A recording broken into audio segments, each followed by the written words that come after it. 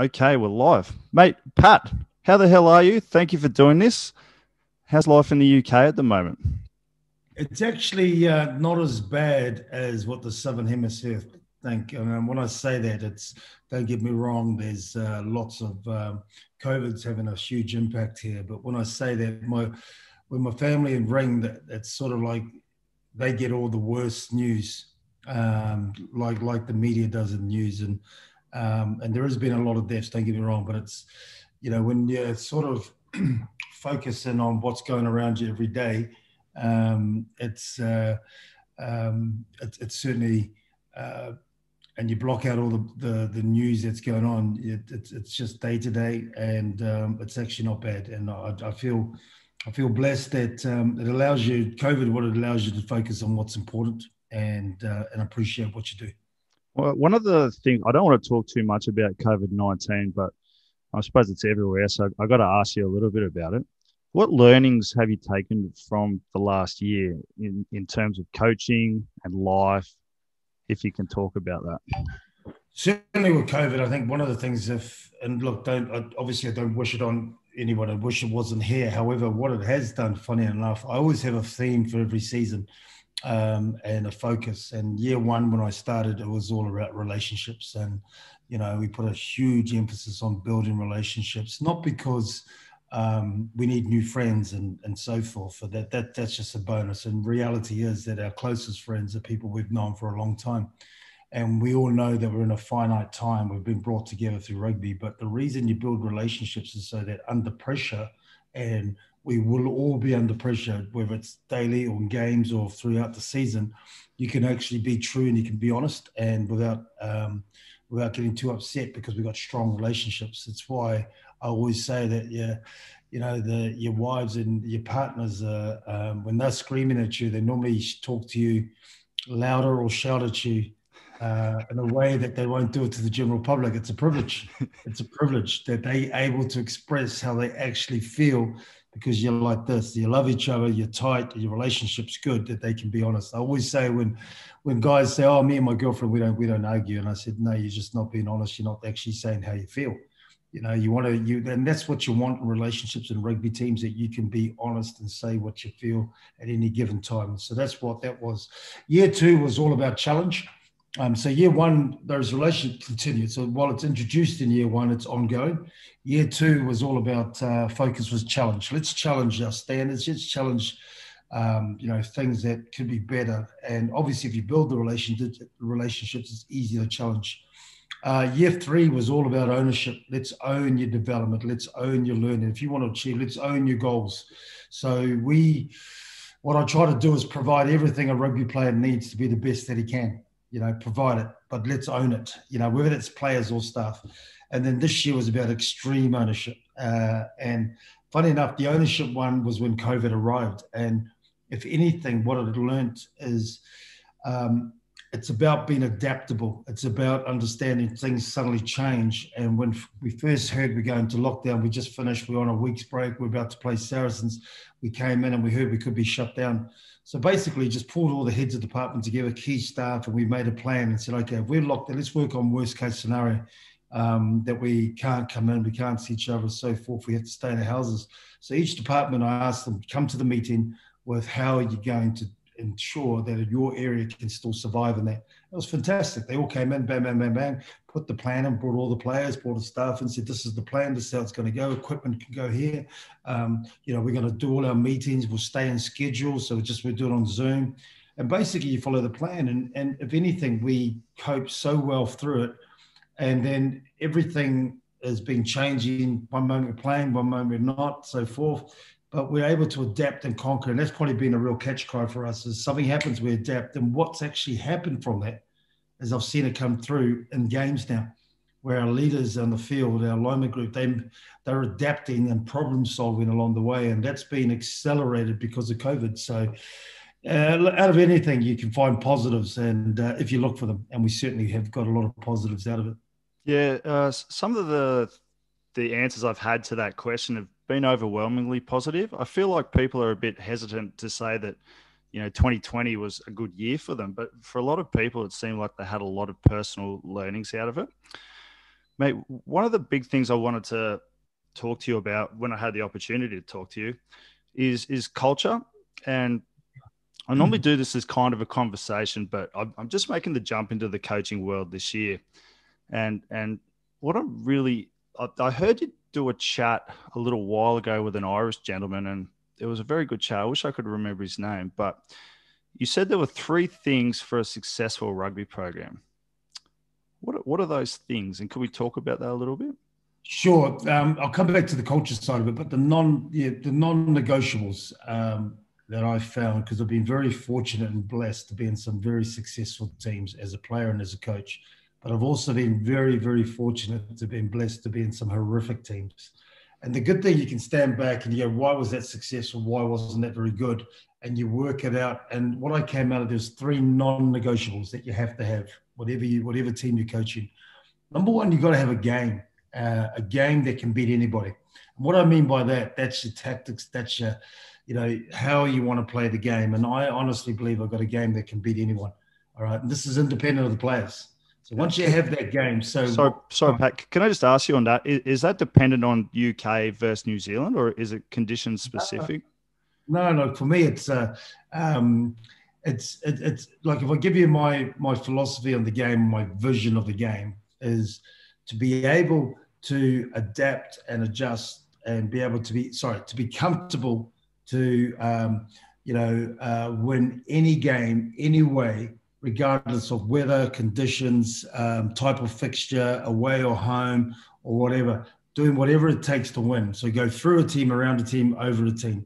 And so basically, I'm not talking about players. I'm just saying, have I got a system? So when I look at a game and I go, right, I want to go on the short side, have we got a system that we can do that? Have we got a system that can go through the middle, pick and go? Have we got a system that can, so when I say system, because time, the best players seem to have a lot of time, but time doesn't go any faster or any slower. What it is, when you're on the same page, you can make one call and everyone knows what's going. And I always talk about this when I was doing coaching seminars. People would say, oh, we should just play, just let the boys play. And I said, and playing versus structure. The thing is, people think structure is a bad word. No, structure is another word that we're all on the same page. And what I normally do, to reinforce it, I go, okay, 4 of you go stand there, you're on attack. 2 of you, you're on defense, a confined space. I'm going to count to 4 seconds. And when I throw the ball over to you guys on attack, you have to beat these 2. You 2 shut them down. So I go 1, 2, 3, 4, throw it to them. And, guy gets the ball, they rush up, they always stop it. The attack can never do it in a confined space. And then I say, right, this time when I go 4, I'm going to make a call. Let's call it Jack. Okay.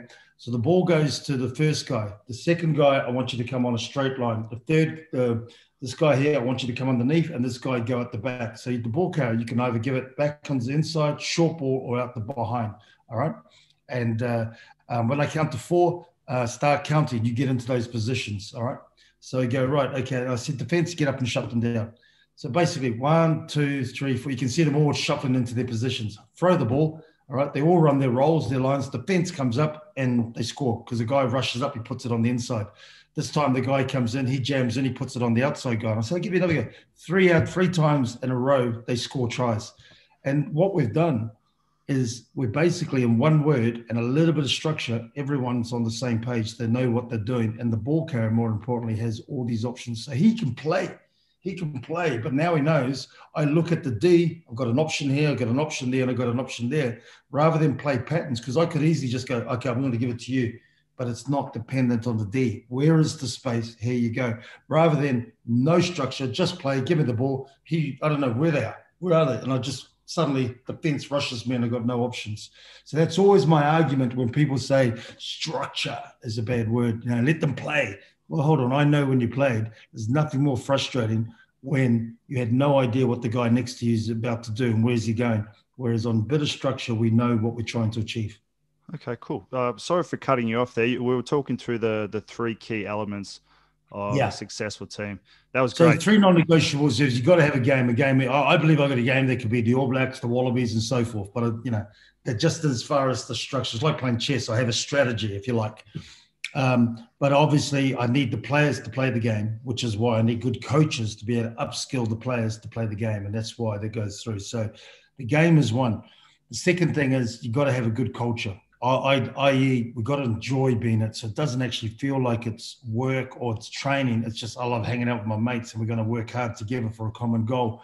Because you can have a fantastic game, but if we don't enjoy being together and we don't enjoy coming to work, it will never work. Likewise, you can have a fantastic culture. Everyone enjoys coming together. We get on so well, but your game is limited, so you can't win championships. And the third thing that's non-negotiable is the leadership. If you don't grow leaders and you don't grow the next generation and everyone's developing as a leader, then it's just a one-off moment. And then suddenly it goes, because these guys have all moved on and it's died away. So if you want sustainable success, you've got to make sure you're growing leadership. So game, culture, leadership are the three non-negotiables. Yeah. How do you grow leadership at Bristol? Right. See, first of all, understanding leadership. Now, I have this equation which is massive, and it's worked a treat for me since I learned it and understood it. Everyone talks about culture and leadership, but what actually happens is the equation is the vision or the goal or the dream drives the leaders. So the leaders are making decisions about what the vision is, all right, what we want to achieve. And it keeps people accountable, because people can say to me, well, Pat, how does what you're doing here help us reach that vision? So rather than me coming, well, I'm the boss, I'm in charge of this company, or I'm in charge of this sports team, and we're going to do this. What's it based on? Your ego, your own personal gain? No, it has to be based on the vision. So vision drives leadership. Then the leadership can drive the culture. Then the culture drives the performance, and that's what leaves the legacy. So when I went to Conic, for instance, and they were talking about culture, we've got to improve culture and all this, da, da, da. Well, the first thing I said, well, hold on. The vision you guys told me, no one knows the vision. I asked them, and everyone had 6 or 7 different answers when I asked, what's the vision of Conic Rugby? So that culture meeting changed to a vision meeting. Once we understood what is our purpose, what is our direction, what are we trying to achieve? And then you make the plan, and then everyone's making decisions. So leadership for me is really, because there's that answer or that, people that question, people go, are leaders born or are they made? Without a doubt they're made, because, a bit of both, because to me, everyone is a leader. And I ask that question whenever I do talks, hands up if you're a leader. Never, ever once does everyone put their hands up. And I said, well, good news, everyone's leaders, because if you define leadership, it is the ability to influence. And we all have that ability. That's why John Wooden talks about, leadership is always, John Maxwell talks about leadership is always the answer and it's always the problem. So if a sports team, a business, a family is going extremely well, look at the leadership. If it's struggling, look at the leadership, because, Duncan, I could lead you very well down the right way and leadership is the answer. Or I could influence you and lead you down the wrong way and leadership is the problem. So, making sure that understanding that, and then everything that we put into it is about, I talk about, let's make it positive. Let's make a difference. Let's make a difference today. But it's only if the person has clarity on what we're trying to achieve. Like if me and you got together, we don't know each other, we just met tonight, and we both decided, let's be leaders. Well, first thing is, well, what are we trying to achieve first? What are we leading? And we said, well, let's decide to have a really good podcast tonight, and so we, so you influence me, I influence you, and we have a great one. Can do a great podcast. Or I decide, I don't really want to have a good podcast. I'm going to cause a lot of issues here and be controversial. You can do that if you want, mate. Yeah. Well, I did. Well, I mean, I could easily go, yes, no, yeah, no, but we're agreeing that, hopefully this podcast can help people. So we're both agreeing to let's go for it. Absolutely. Do you still interview players for leadership positions? Yeah, massive, without a doubt. Every year, doesn't matter. I'm going to my 4th season. Every year, people apply for the leadership group. Obviously, those who've applied. So basically, what I do is, it's mainly because I came through leadership groups a lot, and basically because you've been there, sometimes you just, well, Pat, you're the leader, and not even asking, just saying you're the leader. So okay, of course I loved it, but there's people that were, they weren't overly keen on doing it because they've been along here and so forth. But I just feel that it's such an important role that you have to really want to. And so what I say is, look, everyone, if you want to be part of the leadership group, you can apply. And I do a survey. When I did, I was really interested in sports psychology, and New Zealand Rugby Union were fantastic in their coach development, and myself, Todd Blackadder, Dave Rennie, Jamie Joseph, Mark Hammett, we all went on different courses, but we all had a big interest in sports psychology. So went to America and did the Applied Sports Psychology Conference, which was massive, the biggest in the world. And when I was over there, the best part was not only the lectures and the people that you listen to, and certainly, but it was the people you mix with. And I met this high school football coach, and we were talking about leadership, and he gave me his questionnaire, 15 questions. And basically, the way the questions were framed, there was blank spaces. And so is the hardest working person on the team. So bang, you fill in the name. So-and-so will keep the coaches and the players aligned. And basically what it ended up being, the questions were broken into 3 different areas. One was you're leading by voice, one you're leading by your actions, and one you're leading by reputation. And there was another one. And so you could see, and ideally you want to feature really well and across the board rather than one area. And so what I do is, through that survey, you're able to work out who the players and the staff, saw was the overall leader, and you ranked them. And then you see who applied. So I might have the number 1 guy, but he decides he doesn't want to apply. No problem. And normally, like I had Stephen Luatua when he first came up, same with he wasn't his first year, didn't want to be in the leadership group. And when I talked to him, he goes, I just want to build relationships and get to that. I don't want to go in there. So it's great. Most people think he'd go in. The second year, he goes, Coach, I want to apply. I said, cool, apply for it. So you don't push people to do it. They have to want to do it. Exactly. And so when they apply, basically, I normally get about 20 applying. I accept 13 interviews, and we normally settle for 10 people. And basically, the good thing from it, they have to come to interviews, and they got 3 things they need to, they got a 10, 15-minute window. Firstly, why they want to be in the leadership group, what value can they bring to the leadership group, and the third one is what does the ultimate leader look like to you? So they come and talk, and a lot of them do PowerPoint presentations, and they go through, which is fantastic. That's great. But the cool thing about it is that on the back of that, we select the leaders. There's normally a panel of 3. And the cool thing from it is that at least the whole group knows that they've gone through the process. At least I know, and everyone else knows, these guys are so passionate and determined to be in the leadership group. So then everyone looks at that leadership group as, normally when we announce them, everyone's cheering, awesome. And then they're the group. And now when they get in the leadership group, then there's portfolios. So they've all got, it's no point just being in the leadership group, and I've been in them. You're the leader. Okay, but then the coach does everything. What's the point of me being in the leadership group? And then the coach wants you to say what he wants you to hear. And then you agree. And if you don't agree, normally they change you out. But I give them portfolios, and basically we have a standards committee. So they run everything. So I have a 3-tiered system. Things like if someone misses a physio appointment, instead of the physio complaining to me, he missed a physio appointment, I've got to do all this, he just drops an email to the 2 guys who are in charge of the standards. He copies me in, and then those guys pick it up, and that guy will end up rolling the dice, and he could end up paying £100. He could end up, helping out the kit man for the week, whatever. There's all these different circumstances. So that's level 1. Level 2 is myself and the CEO, which could lead to a formal or written warning. And then level 3 is the board and the CEO, and that could lead that's bad stuff, like as in you're arrested or you've done something really bad, and that could lead to contract terminated.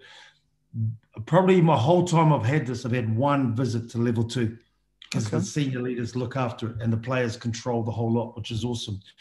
The next portfolio we have is the culture group, and they organize all the functions. They organize the guys who look up. They then delegate roles of music committee, birthdays, jokes, all of these fun things that go on in the team. So we arrive at a meeting as, I might say, well, culture group, and they go, right, bam, bam, give us some facts on Bristol. So there's 2 guys that have to have all these facts on Bristol. And he goes, well, did you know in 1755, the first thing was brought in here? And the boys go, no, awesome. Or throw a joke in. So there's people that are organized keeping that, and they organize all the different functions. We had a culture day last week, and they had mini teams did table tennis, foosball. They had all these different competitions. The winning team gets a perfect dinner. The last team has to serve them. So they run all that culture thing. Then we have a training committee that give feedback on the training. It's too hard, too soft, need more of this, whatever. It's perfect, whatever. So they feedback on the training and also the team schedule. I have a academy representative for the young guys. So he's the academy guys choose him and he represents them. He's the voice for them.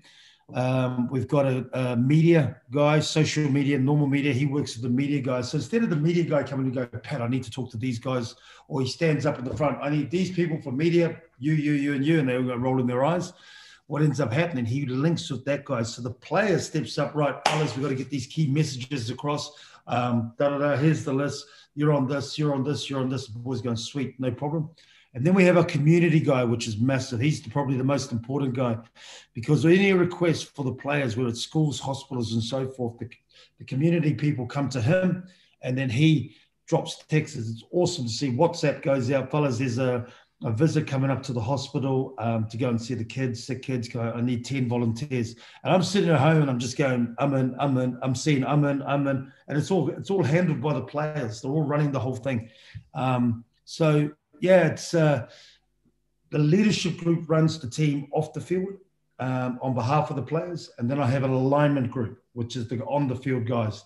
And they're selected each week after we select the team. And they run the game on the field. So more game callers, captain, line-out caller, all that sort of stuff. We normally have 10 guys there, the 2 9s, the 2 10s, the captain, line-out caller, depending centre, fullback, like that. So normally about 10 guys, and they meet with the coaches. We talk about the game plan for this week. Obviously, we've got a template, and we say, well, these are the things we're going to do. What do you think? They've looked, yeah, all good, and then they drive those key messages throughout the week. Is that usually driven by you, or do you try and put it back onto the boys to contribute to that? No, what we do is if a guy is not good presenting, there's no good putting a guy up there to present just because it's good for him to present. At the end of the day, the boys want clarity. When you're going 30-odd games week after week, the guys also, the coaches do all the work, but the key when you're out, we're now into our 4th season, there's a really good template and understanding of what we do. So it's all about making sure that, we sign it off. What they deliver is the mindset, the key thoughts, the key things, and then they'll drive it throughout the game. So it's the reason it's called align, it's aligning the coaches and the players together. We'll throw scenarios. We'll make sure that you understand key rules. I mean, I'm watching teams, and even my old team has been struggling, making poor decisions in the last plays of the game. We talk about things when we went into a challenge. We need the scenario. We need 19 points. We need this. We need this. So we get to the end. Let's do this and this. And players have got that, and they deliver it. Okay, cool. One of the things that I did a little bit of research about this, and one of the things I constantly hear about you is that the big focus of your program is making sure that players that leave not only as better players, but better people. How do you go about that? Really good question. I think the big thing is that you treat them like people. That's the key. I think the experiences, I believe what I love about a rugby team, and I said this to our guys, I said, fellas, look around. No one here is all from Bristol. We've got Englishmen, we've got Irish guys, we've got Scottish, we've got Welshmen, we've got Australians, we've got South African, we've got the Kiwis, we've got the island boys, Fiji, Samoa, Tonga. I said, mate, we are an example of what the world can be like. Look at all of us, our different backgrounds. Some have come from really wealthy backgrounds and wealthy education. Some have come from extremely poor. Some have come from big families. Some have come from, single child. I mean, there's, solo parents, everything you can think of the world is here. But I said, some are 18 and Johnny Alfal's 37, But I said, look at it. Do we ever talk about it? Do we know? But how do we get on? Because we respect each other, and we build relationships, and we don't really care about all that stuff. It's about the here and the now. And I said, that's exactly what the world can be like, is that we're not judging anyone by, his color or size or age or, all of those things, or education. It's all about building relationships and getting on. And, and I think when you focus on people, and you put a massive thing in, and now it's interesting. My best signing I made last year was the chef. We've got an awesome chef. And I was sitting down with him, and he's probably been here about 3 weeks. And he's, Michelin restaurants, 5-star restaurants, hotels. He served in the forces as well as a chef.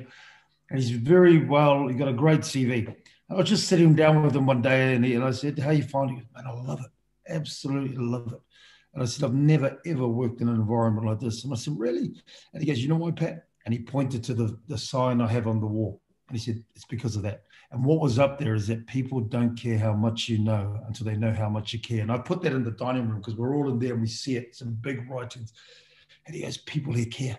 People here care." And even like when I talk about the culture group, they've got a birthdays committee. Mate, no one's birthdays miss. When the first thing in the morning, you'll see someone's birthday. Everyone is WhatsApping them, happy birthdays. They have a great day. So, and when we come in, we make a big deal of that person when they come in, and just little things like that. And I think when you enter when you leave, and the plan is through the rugby program, they become better players.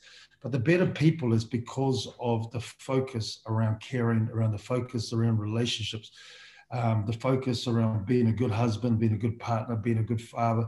And it's simple things about caring for people. And when you have that, naturally, they will grow and they see it. And when they see it, it expands into the rest of their life. So, it's an easy statement to make as a philosophy. It's in my coaching philosophy. And pretty much every wall on every quote on our wall in our new high performance center has come straight out of my coaching philosophy. But I will never put anything on the wall that I don't believe we're doing or I don't believe is true. I had a few random questions for you, and there's been a bit of a theme with some of the people I've been talking to about failure and turning failure or learning from failure. Have you had any favorite failures that you might be willing to talk about that have set you Yeah. up for future success? Oh, without a doubt. I mean, I have it. It's in our one of the quotes that are up in our change room actually down at Ashton Gate that we put up. We never lose. We win or we learn. All right. And when we win, you're learning, but when we learn. So everything in life is about, okay, what have we done well? What could we do better? People think people think success is you start here and you start going up and you get to the destination. No, it's like this, up and down, all over the place. And the only thing that determines whether you come up, because it's not guaranteed that you come up, you could end up going down, are two questions. What have I done well? And what could I do better? Regardless of the situation. The first question of what have I done well is your reinforcement that you're good at what you do, all right? And that builds your confidence and your belief in what you're doing. The second question of what could I do better is your growth and your learning. Now, the thing is, people who only focus on the first one, what have I done? I did this well. I did this well. I was good here. I was good here. Well, they miss out on the opportunity to actually get better.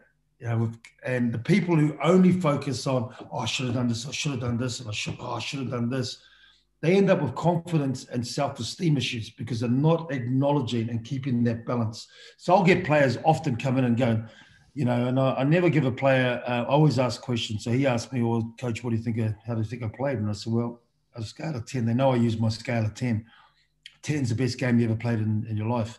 What do you think it is? And now I know the guy missed a couple of tackles, dropped the ball a couple of times. It wasn't his best game. And he goes, oh, well, it's probably a 5. And I said, well, what would you give it a 5? And he goes, well, I dropped the ball a couple of times. I missed a few tackles. And I said, well, okay, well, when you missed the tackles in relation to how we coach, what was the issue? He goes, oh, I lunged. I was too far away and I stretched for it and I didn't get in front. I said, excellent. So what are you going to do this week in your skills plan? I'll work with Omar and I'll do some tracking and get my feet and do some tackling, tracking drills. Excellent. Great. And how about the dropping the ball? What happened? No, concentration. Now the boys know that's not an answer. So I said, no.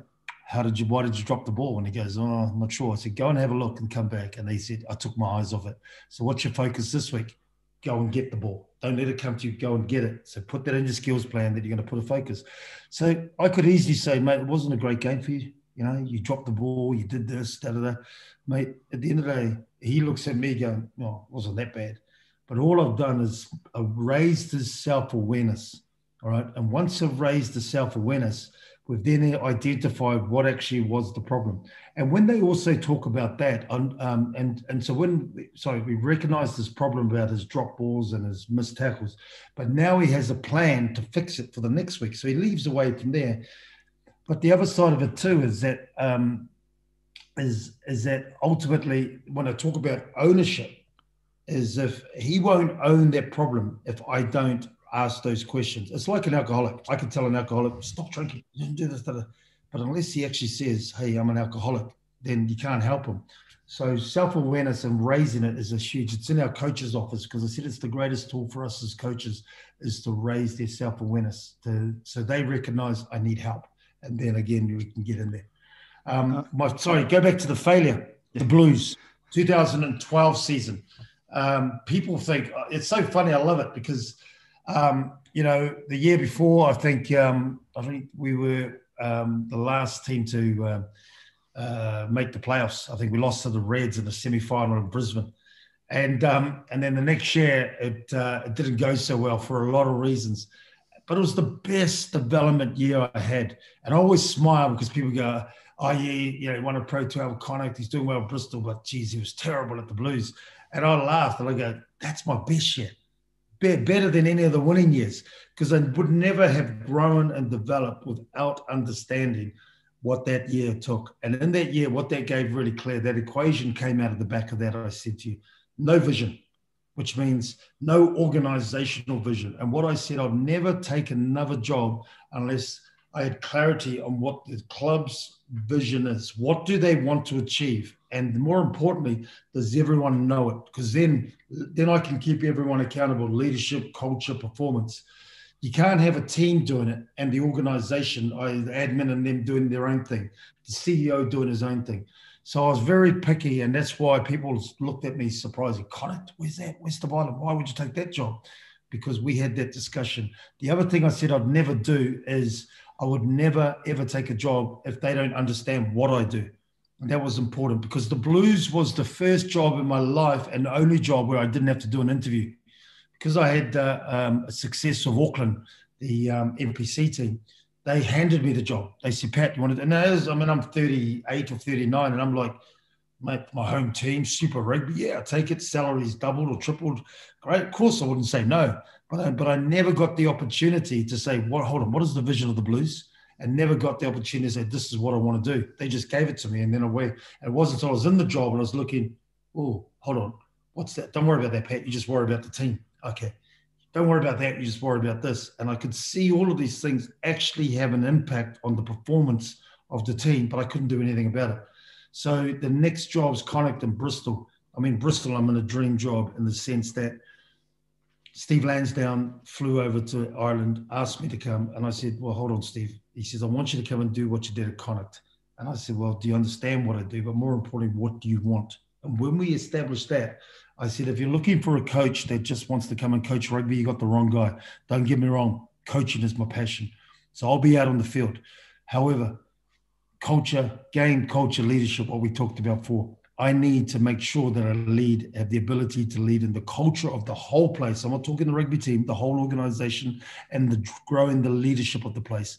And once he ticked that off, I agreed. And it's going well. And I only answer to him, who's the board, his son, and the chairman. That's a great answer. Thank you very much for that. No problem. How important is personal development for yourself and your staff, and how do you attack it? Huge. I mean, I look for 4 things in staff, Duncan. It's I normally have interviews for everything, but I have 4 key qualities, and all my staff know this, that I look for. Number 1, quality. Do they actually know this stuff? So if you're a doctor, is he the best doctor, or is it a physio? Is it the trainer? Is it a rugby coach, a skills coach, whatever? Do they actually know this stuff? However, there's a caveat to it. Do they have a growth mindset? Are they people who think, I know, I don't need to learn anymore? Because that's the problem. So straight away, you've got to be developing and have a hunger to first and learn and network and find out, read podcasts, trying to get better at what you do. First and foremost. Second thing, are you able to get your message across? Understand that Charles Piatel-Lynn's completely different from Semi Radradra, who's completely different from Dave Atwood, who's completely different from Harry Randall. Everyone learns differently. That's my teaching background. So you can't stand up and go, right, da, da, da, da, got it, I told them. Because you've got to be able to relate to your audience, to whoever you're working with. And the other side of it too, and again, from a teaching background, you've got to have the ability. Some guys need the hug, mate. You got to give them a bit of love. Some guys need to stick. Now, how do you know which one to work? You've got to have that skill to be able to go up and down that area. And how do you know which one shall I use? Your ability to build relationships. If you can build relationships, you'll know exactly the type that you could use, and you have that skill. So that's the second thing. The third thing I call PPD, planning, preparation, and detail. A lot of ex-players who don't have a teaching background or are really organized, this is where they struggle, because they know they're good at getting their message. They're really convincing, but the paperwork and the planning to make sure it all fits in a systematic plan, so that here's the year, here's the 6-month plan, here's the session plan. Those are key skills that you've got to be able to have, whatever role you do in the organization. The fourth thing, and most important, team person. Can you work as a team? And I treat the management team exactly like the players. We're a team within the team. And normally, before we start any season, I have the management workshop conference, and which I lead. And we basically, the same message, unless we become a team, and I'll drive everyone like we are the team. There's no hope in hell that the players will be a team and the management are a team. So the same sort of qualities that I want from a team player has to happen in the staff. Now, generally, we hire people in any area of life on number one. Oh, they know what they're doing. They know what they're doing. They're great. They've done this. Their CV, awesome. They've done all these things. But we fire people generally on number four. Their team skills, the ability to work, the ability to relate, so forth. So those are the four areas. And even when I'm interviewing a doctor, now I don't know which doctor knows more, I'll leave that to the doctor. But what the questions I ask is around, I can get a sense of them working as a team. I'll give you one example of a question. Can you give me an example of conflict and how you handle it? Or I'll say, you're in the physio room and the player goes, oh, I completely disagree with what Pat's doing. I don't agree with this. We should be doing something different. Da, da, da. How do you handle that information? Well, I don't know what Pat's doing. And I ask that question. People get that wrong. Now, I'm not going to tell you what their right answer is, because every person, I'd say only 10% of people get it right. So I don't want to give away this answer. The people come to the interviews and they give me the right answer. Yeah, mate, for sure. I got a couple more questions for you, and I'll leave you alone. I'm no problem, buddy. Very conscious of your time. I'm fascinated by skill acquisition. How do you go about that? Is it coach driven? Is it player driven? And how does it compare for someone like a John Afoa, who's probably got fewer days ahead of him than behind him, as opposed to like an academy prop? How do you guys attack that? Right. I think the biggest thing is it starts from the head coach, and that comes back to the game, right? So I want to play, obviously, all court game, if you like.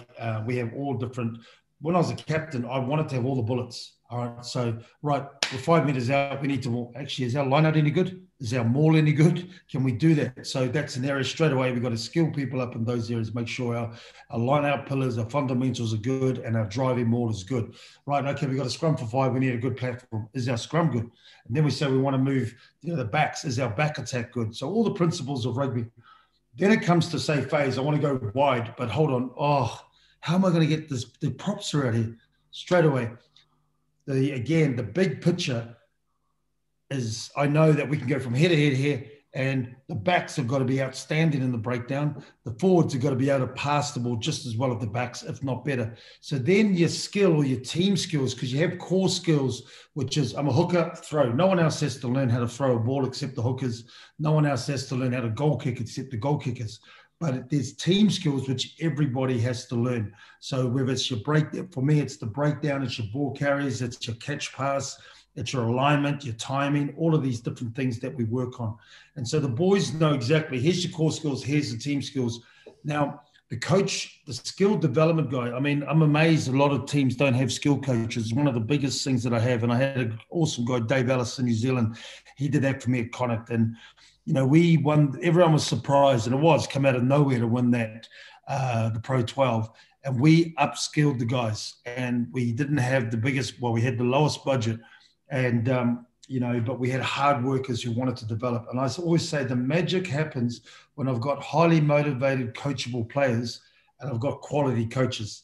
Now, if a player is so motivated, I want to learn, but a coach turns around to me and says, he can't do that. The problem's with the coach straight away when they talk about players. But if I know that a coach is giving it everything and the players, okay, I don't know if I'll do this, the issues with the player. So bringing that together is that's where the magic, and that's why I never sign anyone unless they have an interview. And I normally ask about their dream, what do you want, and where you're at, da, da, da. And normally from that interview, I can tell if a person's hungry or not. And if he's not, I'm not interested. Don't care what he's done before. Okay, cool. But skill acquisition is without a doubt, for me to play the game I want, I need these guys upskilled. Is it a weekly thing, a yearly thing? It's a daily thing. Daily thing. Like in our schedule, like I've got a skills coach, and every morning we have windows 7, 7:15 and 7:30, or sometimes 7:15, 15-minute blocks. And there's 15 minutes of static, 15 minutes of walking, 15 minutes of jogging. So the boys on WhatsApp, they say, I'd like to come in. So already I've seen it flying this tonight for tomorrow morning. So static might be peripheral vision. So there's normally about 10 in the group, 10 places in the group. So guys, the skills coach is doing things where, guys are catching hair, they've got to read cards or stuff like that. Walking might be, passing stuff or game plan stuff, and then jogging and so forth. So it's constantly, there's those sessions. Pre-season, they do lots, and then we have one-on-ones. So our defense coach, our defense and collision coach, he's made a huge difference because guys are learning techniques and stuff. So we'll do stuff as a group, but then guys are able to go and top up. And what I do as a coach, when guys are doing well, I normally sell the message. Fellas, the only reason he's done really well, like Harry Randall's made the England team, recently, the first foundation bear to make it. Mate, I highlight all the things that he did. He invested. He took ownership. So going back to our principles, he decided, I want to get better. And I'll show you the name of all the different things. That ain't a fluke why Harry's done this or why his kicking's better, because he put the work in. And guess what? We know that. And so I'll challenge players. Okay, so have you had a conversation, a one-on-one with that coach? No, so whose job is it? These guys are willing to help, but they're not going to chase you. So we've created a really good culture where players know that I will put I believe I've got the best medical team, the best athletic performance team, and the best coaching group. All of this resources here. But again, it's over to you. If you want to get better, and that's why they tell me this is their dream and how are you going to improve? And I said, well, hold on, is it really a dream? Because it doesn't look like you really want to get involved. So everything is logged. I know coaches, I know exactly who's been to the skills, so forth. And it tends to be guys who drop out of form. They normally know the answer. They haven't put the work in. I've decided that's enough. So it's there's a lot that goes into it, Duncan, but it's hugely rewarding when you see players and then collectively as a team improve. And people said to me, well, Pat, how are you going to get consistency? I said, well, every individual has to get better. If we get better as individuals, we grow as a team. Mate, this has been an absolute pleasure. I've got one more question for you that I promised the Southern Districts boys that I'd ask. Donnie McKinnon, what stories do you have that you could share about him? Man, I only got a lot of love for that guy. And it's funny enough, when you talked about culture, on our wall, I define culture. And it's funny, you imagine this and you've been there, 50 blokes. And I say, right, fellas, culture. You want to know what my culture is? This is what it means. Boom. And a word goes up. Love. And you can see them all. Everyone going like this. And I said, I know what you're thinking. And I said, that's because people have bastardized that word love and misrepresented it. If you think about it, I'll give you the actual definition of love. It is sacrificing oneself for the benefit of others.